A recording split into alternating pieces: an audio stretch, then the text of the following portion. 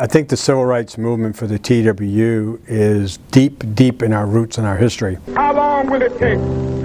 How long? Not long. Yes, sir. Because no lie can live forever. Yes, sir. I think it's the union that stood out. How long? Not long. Because the arc of the moral universe is long, but it bends towards justice. Yes, sir. Michael Quayle was one of the first ones that said everyone needs representation. My position is that I support the right of all Americans to have full rights as an American, that they should all have equal rights as American citizens.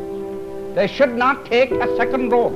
Michael Quayle was the one who embraced Martin Luther King, embraced minorities to come into TWU. We, as a union, have always fought to make sure that everyone that we represent is being treated equally. The Human Rights Committee is designed to support just about anyone in the workplace. Helping people to understand their rights. Decency, to be treated with a decency. This is our second regional human rights conference. The purpose of this conference is a training session for TWU locals that wish to start their own human rights committee. We give out the civil and human rights laws that the EEOC puts out to govern what goes on in the companies. I had them create their own committee, and then I gave them a case. But some of it touched close areas to what the bases are dealing with. You would be surprised what people think, what is a violation and what is not a violation. My rights as a human being are the same rights I have as a worker. Workers' rights are human rights? People tend to want to separate them, saying a worker is not entitled to this, a worker is not entitled to that. I'm entitled to just as much as anyone else. President Johnson addresses a joint session of Congress to push a voting rights bill aimed at ending discrimination and put an end to complicated literacy tests and other hampering tactics. Selma sprang overnight from an obscure southern town to the front pages of world newspapers, and it was here that Martin Luther King came to lend his support to the campaign. That particular march was the march that changed the tide to allow minorities to be able to vote. We were beaten, tear gas, trampled by horses, but we didn't give up.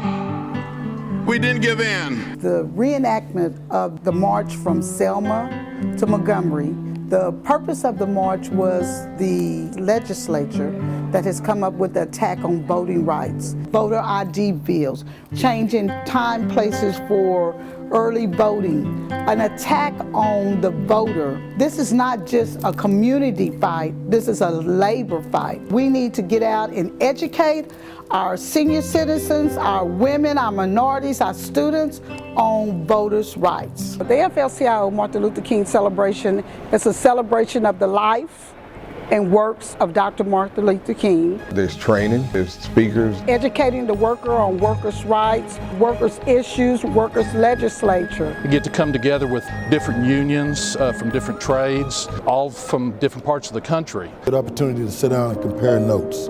What's going on in my local, what they're doing at their locals, and how we handle it, how we get through it. We also do a day of community service. To really go into the community and to really help those that are less fortunate. We will do service in the city of Greensboro, and we'll be working at a place that is a distribution center for goods and services for the working poor and for people who just need a break.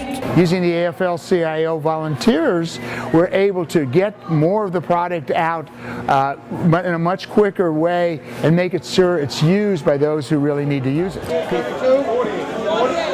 I got 46, not 48. We went to Rockdale School. And welcome to Rockdale, everybody. Good morning.